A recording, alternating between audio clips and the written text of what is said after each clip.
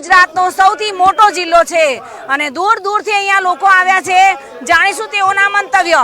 બેન, દરેક સમાજ બનાસકાંઠાની અંદર પોતાની મરજીથી આવી છે. અહીંયા નથી સરકારી બસ મૂકવામાં આવી, અહીંયા નથી ડેરીને કહેવામાં આવ્યું કે નથી અહીંયા બેંકને કહેવામાં આવ્યું. આ પોતપોતાની મરજીથી આવેલી માણસ છે.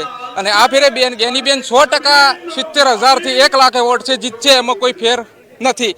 બનાસકાંઠાના ખેડૂતો, બનાસકાંઠાના સ્ટુડન્ટો, બનાસકાંઠાના દરેક સર્વ સમાજ આજે ગેનીબેન ઠાકોર સાથે છે. કારણ કે 75 વર્ષની અંદર પહેલીવાર જ્યારે ગેનીબેન ઠાકોરને ટિકિટ મળતી હોય ત્યારે આ બનાસકાંઠાની પબ્લિક સર્વ સમાજ સાથે મળીને ગેનીબેનને જંગી બહુમતીથી જીતાડશે. મોદી છો? કે અમે આ વિચારધારાની લડાઈ સામે છીએ. અમને બીજેપીની વિચારધારા નથી ગમતી, અમને જૂઠા હિન્દુઓ નથી ગમતા. અમે હિન્દુ છીએ જન્મથી, અમે મોદી છીએ, પણ અમને એ વિચારધારા નથી ગમતી. અમને કોંગ્રેસની વિચારધારા ગમે, જે ગરીબોની મદદ કરતી હતી. જ્યારે કોંગ્રેસની સરકાર હતી ત્યારે 2,000 રૂપિયા કમાતા તો માણસનું ઘર ચાલતું. આજે 20,000 કમાઈએ તો ઘર નથી ચાલતું. જે ટાઈમે કોંગ્રેસની સરકાર હતી 2014ની અને એની પહેલા, ત્યારે ગેસનો બાટલો 430 રૂપિયામાં આવતો, એમાં 200 રૂપિયા સબસિડી આવતી, 230 રૂપિયા મળતો. આજે બીજેપીની સરકારમાં 900 રૂપિયા છે, 100 રૂપિયા ઓછા કરે.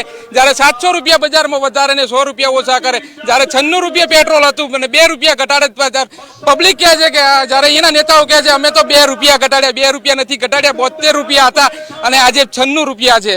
24 રૂપિયા વધારો કર્યો. અને માન્ય મોદી સાહેબ એમ કહેતા કે જે દેશનો રૂપિયો કરે એ દેશનો વડાપ્રધાન કરેલો હોય. આજે જ્યારે 72 રૂપિયાનો રૂપિયો હતો, આજે 84 રૂપિયા રૂપિયો થઈ ગયો, ત્યારે શું થયું? વડાપ્રધાન નથી કરતો.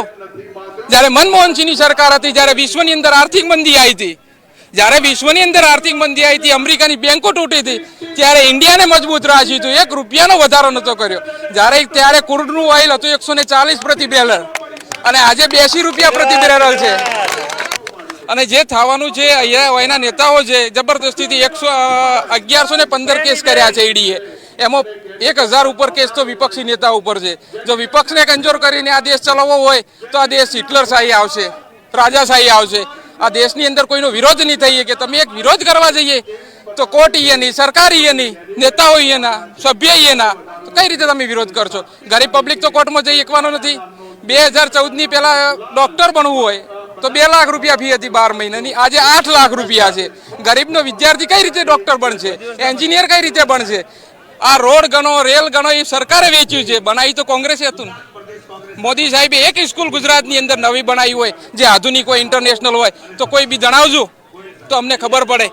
કારણ કે જે સ્કૂલમાં ભણ્યા એ કોંગ્રેસે બનાવેલી હતી. દરેક સ્કૂલે કોંગ્રેસે બનાવેલી છે. ભલે એ ગમે એ કહેતા વિચારધારાની લડાઈ છે અને અમે વેચવા નહીં દઈએ દેશ.